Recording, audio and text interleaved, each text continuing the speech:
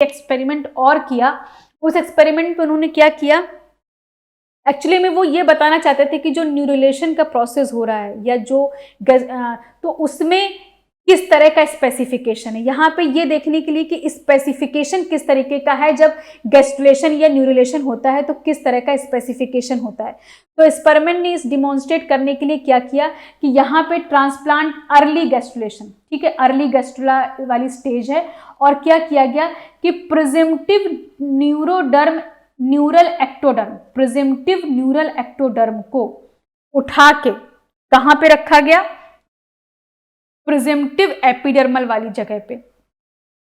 तो इसका क्या मतलब है कि प्रिजिम्टिव न्यूरल एक्टोडर्म को उठा के, जो न्यूरल सेल्स बनाने वाले, एक्टोडर्म बनाने वाले हैं, उनको उठा के एक ऐसे लार्वा में ट्रांसप्लांट किया गया जहां पे एपिडर्मिस बनने वाली थी, वहां पे उनको उठा के रखा गया। फिर जब डेवलपमेंट हुई तो उस न्यूरल प्लेट में उस जगह पे क्या बना, एपिडर्मिस का ही फॉर्मेशन हुआ।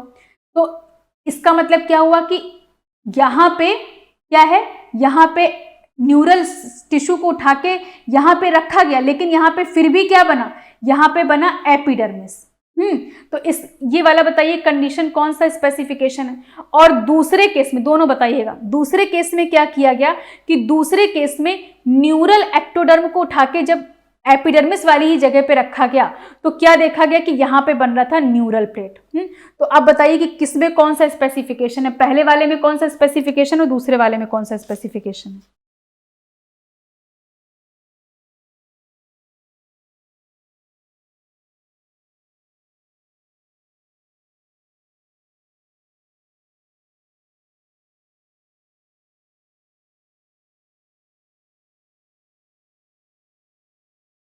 अर्ली न्यूट में, अर्ली गैस्ट्रुलेशन में कौन सा स्पेसिफिकेशन है, पहले में कंडीशनल, दूसरे में ऑटोनॉमस बता रहे हैं, फर्स्ट में कंडीशनल। तो यहाँ पे क्या देख रहे हैं कि फर्स्ट में कंडीशनल स्पेसिफिकेशन है, रेगुलेटिव डेवलपमेंट। क्यों, क्योंकि न्यूरल एक्टोडर्म को उठा के, ठीक है, न्यूरल एक्टोडर्म को उठा के जब एपिडर्मिस वाली जगह पे रखा गया तो यहाँ पे क्या हो रहा था कि एपिडर्मिस मींस कि इस टिश्यू को ऐसा इंडक्शन मिला, भाई ये टिश्यू यहाँ पे आया और इसको आसपास की सेल से ऐसा इंडक्शन मिला कि वो क्या बना रहा है, एपिडर्मिस ही बना रहा है, जबकि एपिडर्मिस वाली सेल को तो हटा दिया गया, न्यूरल वाली सेल्स को रखा गया, लेकिन फिर भी वो क्या बना रहा है, एपिडर्मिस बना रहा है। तो इसका मतलब ये क्या हो गया, ये हो गया कंडीशनल स्पेसिफिकेशन, और कंडीशनल स्पेसिफिकेशन को हम लोग क्या कहते हैं, रेगुलेटिव डेवलपमेंट। तो इसका मतलब कि जो ये एक्सपेरिमेंट करने का मतलब क्या कि अर्ली गैस्ट्रुलेशन प्रोसेस जो एम्फीबियंस का होता है, मींस कि वैसे हर स्पीसीज में नहीं, किसी स्पीसीज में अलग भी हो सकता है, लेकिन हम लोग यहाँ पे न्यूट पढ़ रहे हैं या जीनोपस आप समझ लीजिए, तो उसमें क्या है कि उसमें अर्ली गैस्ट्रुलेशन में क्या होता है, कंडीशनल स्पेसिफिकेशन होता है, और लेट गैस्ट्रुलेशन में कैसा हो रहा है, ऑटोनॉमस स्पेसिफिकेशन, या उसको हम लोग मोज़ेक स्पेसिफिकेशन कहते हैं, या फिर हम लोग उसको इंडिपेंडेंट भी कहते हैं। ठीक है, ये क्योंकि ये अपना फेट जो लेके आ रहा है वो यहीं पे वही एक्सप्रेस कर रहा है, तो ये क्या है, ये इंडिपेंडेंट हो गया, ये डिपेंडेंट हो गया, ये टिश्यू डिपेंड कर रहा है कि नेबरिंग सेल्स जैसा इंडक्शन देंगे। यहाँ पे क्या है, यहाँ पे कोई इंडक्शन का इंतजार नहीं है, यहाँ पे जो अपना फेट लेके आया वो आके यहाँ पे एक्सप्रेस कर रहा है। तो इसका मतलब क्या है कि ये ऑटोनॉमस मोज़ेक या इंडिपेंडेंट स्पेसिफिकेशन है, और ये क्या है, डिपेंडेंट कंडीशनल या रेगुलेटिव स्पेसिफिकेशन। ठीक है, तो ये इसलिए यहाँ पे एक्सपेरिमेंट से भी क्वेश्चन आते हैं, इसलिए हमने यहाँ पे बताया। तो जो हमने बताया वो यहीं पे लिखा हुआ है। ठीक है, क्या क्या लिखा है, जैसे कि आप देख सकते हैं कि early gastrulation cells were not yet committed to specific fates. Such cells are exhibit conditional regulative dependent development. और दूसरा, क्योंकि डिपेंड किस पे कर रहा है, लोकेशन पे एम्ब्रियो के डिपेंड कर रहा है कि लोकेशन जैसी होगी उसके अकॉर्डिंग एक्सप्रेशन होगी। और लेट गैस्ट्रुलेशन का प्रोसेस क्या शो कर रहा है, ऑटोनॉमस इंडिपेंडेंट मोज़ेक डेवलपमेंट। ठीक है, तो यहाँ पे लोकेशन का फर्क नहीं है, यहाँ पे लोकेशन से कोई मतलब नहीं है। अब इसके बाद हम लोग नेक्स्ट यहाँ पे एक टेबल बना हुआ है, इस टेबल को आप लोग समझ लीजिए, इस टेबल से क्वेश्चन आता है। ठीक है, कि अर्ली गैस्ट्रुलेशन में प्रोस्पेक्टिव न्यूरॉन को लिया गया। ठीक है, ये डोनर रीजन है, आपको ये ध्यान रखना है कहाँ डोनर कहाँ होस्ट। डोनर रीजन, डोनर ने क्या दिया, प्रोस्पेक्टिव एपिडर्मिस की जगह पे इसको रखा गया तो क्या बना, एपिडर्मिस बना। तो इसका मतलब क्या है, कंडीशनल है। फिर प्रोस्पेक्टिव, यहाँ पे एपिडर्मिस होगा, ठीक है। प्रोस्पेक्टिव एपिडर्मिस को उठा के प्रोस्पेक्टिव न्यूरॉन में रखा गया, ठीक, तो क्या बना, न्यूरॉन बना। तो भी क्या है ये, तो भी ये क्या है, तो भी ये मीन्स कंडीशनल स्पेसिफिकेशन। अगर लेट उसकी गैस्ट्रुला की बात करें तो यहाँ पे क्या हो रहा है कि उसका जस्ट अपोजिट हो रहा है, ठीक। तो ये तो आप लोग पहले से भी समझे हुए हैं। अब इसके बाद एक और एक्सपेरिमेंट किया गया। उस एक्सपेरिमेंट में किया गया, ये जो हैंस स्परमैन थे, इन्होंने ये सारे एक्सपेरिमेंट किए और आगे चल के इन्हीं के नाम पे ऑर्गेनाइजर का नाम रखा गया, स्परमैन ऑर्गेनाइजर या स्परमैन मैनगोल्ड ऑर्गेनाइजर। दो लोगों ने मिलके इसको डिस्कवरी किया था।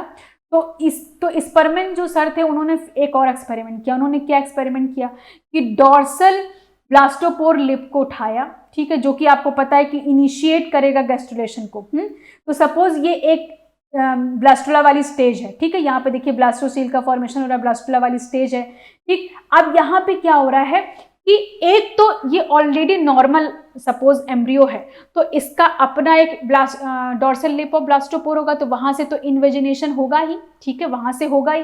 दूसरा क्या किया कि एक एम्ब्रियो के डॉर्सल लिप ऑफ ब्लास्टोपोर को उठा के यहाँ पे ट्रांसप्लांट कर दिया गया, जो रेड सेल्स हैं। तो ये क्या हुआ कि इसने सेकेंड एक्सिस का फॉर्मेशन कर लिया। दो न्यूरल ट्यूब, इधर से भी न्यूरल ट्यूब बन रहा है, इधर से भी नोटोकॉर्ड, इधर से भी नोटोकॉर्ड, है ना। इधर से देखिए न्यूरल ट्यूब, इधर दोनों तरफ दो न्यूरल ट्यूब, दो नोटोकॉर्ड, दो सोमाइट सेल्स, सब कुछ दो बन गया। क्यों? क्योंकि डॉर्सल लिप ऑफ ब्लास्टोपोर को ट्रांसप्लांट किया गया इस साइड में, वेंट्रल साइड में जहां पे बेली बनने वाला था, बाकी के पार्ट बनने वाले थे, वहां भी एक डॉर्सल लिप ऑफ ब्लास्टोपोर आ गया। तो एक तो ओरिजिनली जो प्रेजेंट था वो तो बनाएगा ही सारी चीजें, और जो दूसरा था उसने भी बनाया, ठीक। तो डॉर्सल लिप ऑफ ब्लास्टोपोर में पूरे के पूरे एक्सिस को डेवलप करने की कैपेबिलिटी है, ठीक है। तो यहाँ पे आप क्या देख पा रहे हैं कि इस तरीके से यहाँ पे क्या हो गया कि ये एक ट्विंस, मतलब एक तरीके से ट्विंस का फॉर्मेशन हो गया, ठीक है। और इसको मीन्स की इस एक्सपेरिमेंट को करके देखा गया था, दो मतलब इसको पहचानने के लिए दो तरह के लार्वा लिए गए थे न्यूट के। एक का नाम था ट्राइट्यूरस टिटैनियटस सॉरी, और दूसरे का नाम है ट्राइट्यूरस क्रिस्टेटस, ठीक है। तो ये दोनों क्या थे, एक डार्क कलर का लार्वा था, मतलब डार्क पिगमेंटेड एनिमल था, और दूसरा लाइट पिगमेंटेड एनिमल था, इसलिए कि पहचानने के लिए कि कौन सा किस तरफ बना है। सपोज कि एक डार्क पिगमेंटेड और एक लाइट पिगमेंटेड, तो दो तरह के हमको वो मिल जाएंगे।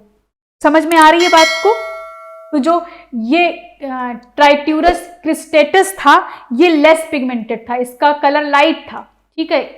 ये इस एनिमल का कलर या इस न्यूट का कलर लेस पिगमेंटेड होता है, ये डार्क पिगमेंटेड होता है, ठीक है। तो जब दो लार्वा हमें मिलेंगे, तो एक इस वाले ब्लास्टोपोर से मिला है और एक इस वाले ब्लास्टोपोर से, तो उनके कलर भी थोड़े अलग अलग होंगे, जिससे हम पहचान पाएंगे, ठीक है। तो ये एक्सपेरिमेंट किया गया था। इससे ये पता चला कि डॉर्सल लिप ऑफ ब्लास्टोपोर कितना इंपॉर्टेंट है, क्योंकि उसमें पूरा का पूरा ऑर्गेनाइज करने की कैपेबिलिटी है मीन्स एक्सिस को, तो इसलिए डॉर्सल लिप ऑफ ब्लास्टोपोर बहुत इंपॉर्टेंट रोल प्ले करता है। अब इसके बाद तो जो चीज़ें हमने, आप इसको एक बार पढ़ लीजिएगा, जो चीज़ें हमने बताई हैं वही यहाँ पे सब लिखी हुई हैं, ठीक है। कि when the dorsal lip of an early Triturus gastrula was removed, transplanted region of the early Triturus दूसरे वाले में रखा गया क्रिस्टेसस में, तो उन्होंने क्या फेट किया, वेंट्रल एपिडर्मिस जहाँ बनने वाला था वहाँ डॉर्सल लिप टिश्यू ने इन्वेजिनेट करके क्या बना लिया, दूसरा लार्वा बना लिया, ठीक है। द पिगमेंटेड डोनर टिश्यू, वही जो चीज़ हमने लिखी वो जो बोला है वही यहाँ पे लिखा, आप लोग उसको पढ़ लीजिए, आपको नोट्स बनाने में ये हेल्प करेगा। अब इसके बाद फिर तो इस तरह से ये तो समझ में आ गया कि डॉर्सल लिप बहुत इंपॉर्टेंट रोल प्ले कर रहा है। तो डॉर्सल लिप में क्या ऐसा है कि भाई वो इतना इंपॉर्टेंट, तो आगे चल के ये स्परमैन सर जो थे उन्होंने ये बताया कि जो डॉर्सल लिप है ब्लास्टोपोर का, वो और उसके कुछ डेरिवेटिव्स कौन से, जैसे नोटोकॉर्ड, प्रीकॉर्डल, मीजोडर्म, ये ऑर्गेनाइजर की तरह काम करते हैं। और इस ऑर्गेनाइजर का नाम होता है, क्योंकि इन्होंने इसको डिस्कवर किया था, स्परमैन मैनगोल्ड ऑर्गेनाइजर। स्परमैन मैनगोल्ड ऑर्गेनाइजर ये होता है, ठीक है। अब इसके बाद तो अब हम लोग इस ऑर्गेनाइजर के बारे में, क्योंकि ऑर्गेनाइजर तो समझ में आ गया, ग्रे क्रेसेंट रीजन में ही डोर्सल लिप ऑफ ब्लास्टोपोर बना, उसी डोर्सल लिप ब्लास्टोपोर ने आगे चल के ऑर्गेनाइजर की तरह काम कर रहा है। तो अब वो ऑर्गेनाइजर का क्या काम है? They induce host in ventral tissue, क्या कर रहे हैं? They induced host is the induced host is ventral tissue to change their fate to form a neural tube dorsal mesoderm tissue such as somite.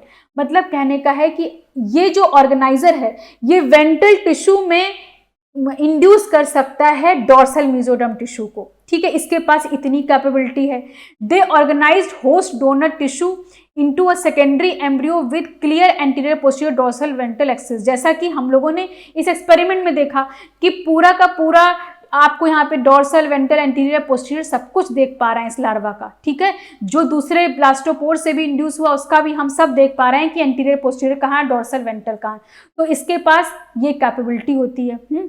इसके बाद फिर during the normal development the dorsal lip cell organize the dorsal ectoderm into the neural tube transform flanking mesoderm into anterior posterior axis। तो अभी इसको रहने दीजिए, हम लोग अभी आगे और आपको इसके बारे में बताएंगे, तब आपको ये चीजें और क्लियर समझ में आएंगी। अब तो ऑर्गेनाइजर तो आपको समझ में आ गया कि ऑर्गेनाइजर, हाँ, ऑर्गेनाइजर क्या होता है। अब ऑर्गेनाइजर की प्रॉपर्टीज क्या क्या होती, ये क्या क्या इसके पास कैपेबिलिटी होती है। तो पहली capability the ability to self differentiate, क्योंकि देखिए ट्रांसप्लांट एक्सपेरिमेंट में क्या था, एक tissue dorsal lip of tissue को उठा के रखा गया और वो पूरा का पूरा डोर्सलाइजेशन मीन्स की पूरा का पूरा एक्सिस बना रहा है, सेकेंड एक्सिस बना रहा है। तो इसका मतलब क्या है कि इसके पास एक तो सेल्फ डिफरेंशिएटेड कैपेसिटी है। The ability to self differentiate dorsal mesoderm, क्योंकि जहां पे डोर्सल लिप, क्योंकि जो ये वाला था जहां पे ये यहाँ पे ब्लास्टोपोर एक था और एक यहाँ पे ब्लास्टोपोर, तो यहाँ पे तो अगर ये ब्लास्टोपोर नहीं होता तो यहाँ वेंट्रल साइड बनती, लेकिन जब डोर्सल साइड ये ब्लास्टोपोर आ गया तो यहाँ पे क्या बन रही है, यहाँ पे बन रही है, यहाँ भी बन रही है डोर्सल साइड। तो इसका मतलब क्या है, the ability to self differentiate dorsal mesoderm pre chordal plate chordamesoderm, ये सब इसके डेरिवेटिव्स होते हैं ऑर्गेनाइजर के। मतलब कि ऑर्गेनाइजर में इन सबका भी इंपॉर्टेंट रोल होता है, जैसे pre chordal plate, chorda mesoderm, ये सारा इंपॉर्टेंट रोल प्ले करता है। तो इनके पास, ऑर्गेनाइजर के पास कैपेबिलिटी होती है सेल्फ डिफरेंशिएट करने की, डोर्सल मेसोडर्म बनाने की। The ability to dorsalise the surrounding mesoderm into paraxial somite forming mesoderm when it would otherwise form ventral side.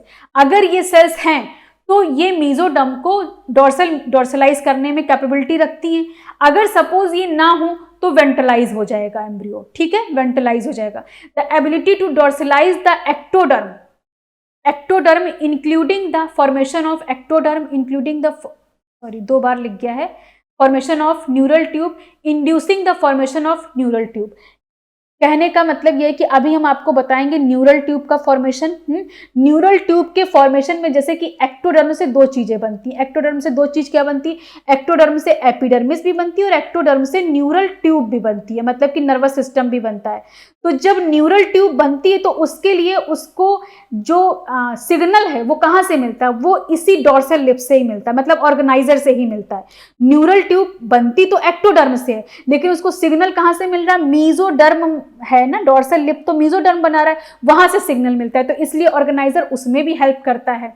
The ability to initiate movement of gastrulation, और इसके पास ही पूरी ability होती है कि जो गैस्ट्रुलेशन में मूवमेंट होते हैं जैसे कि एपीबोली, इन्वोल्यूशन, इन्वेजिनेशन, वो सारी चीजें यहीं से होती हैं। तो ऑर्गेनाइजर का इतना इंपॉर्टेंट रोल है, इसके प्रॉपर्टीज हैं, तो पूरा का पूरा एक्सिस ही और मतलब बना सकता है ऑर्गेनाइजर, डोर्सल लिप सेल्स। अब इसके बाद हम लोग आगे बढ़ते हैं। अभी यहां तक समझ में आया, यहां तक समझ में आया,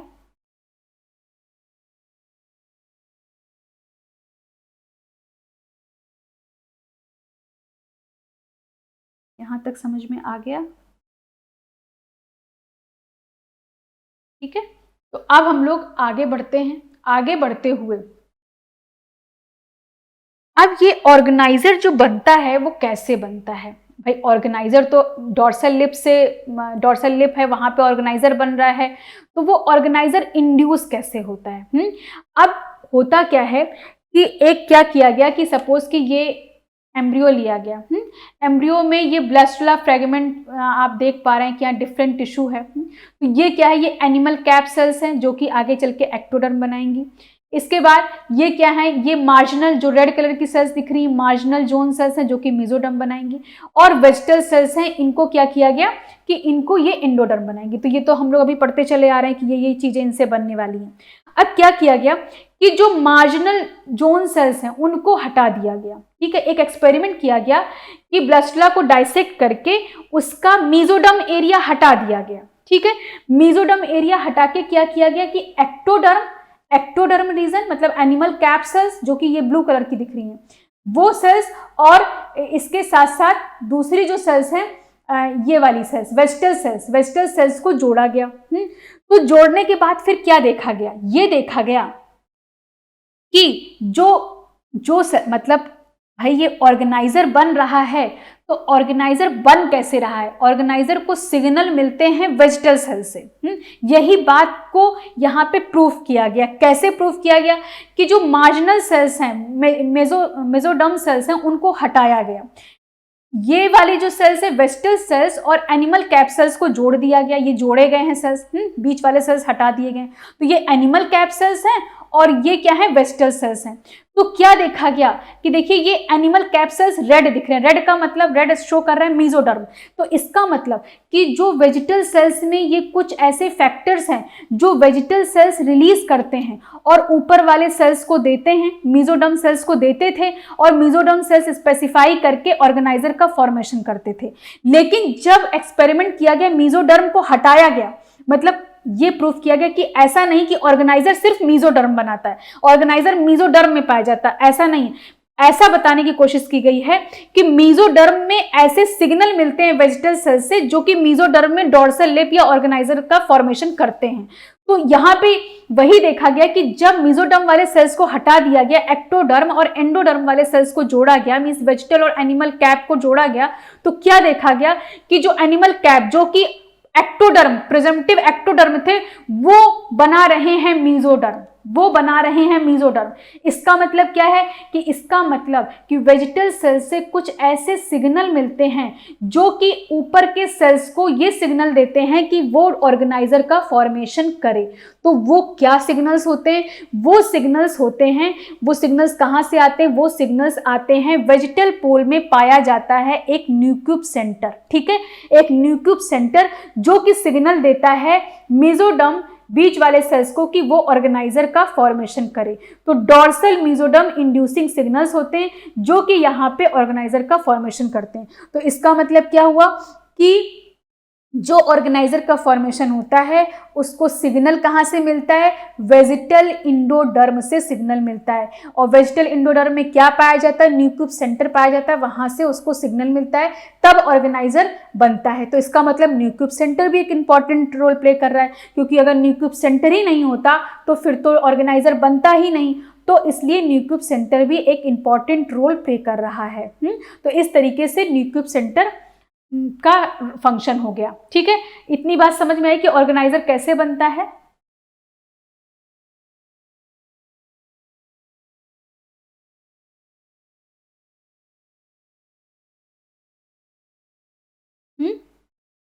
अब इसके बाद हम लोग यहाँ पे कुछ पॉइंट्स लिखे हुए हैं। Dorsal most vegetal cells of blastula which are capable of inducing organizer have been called nucleus centre.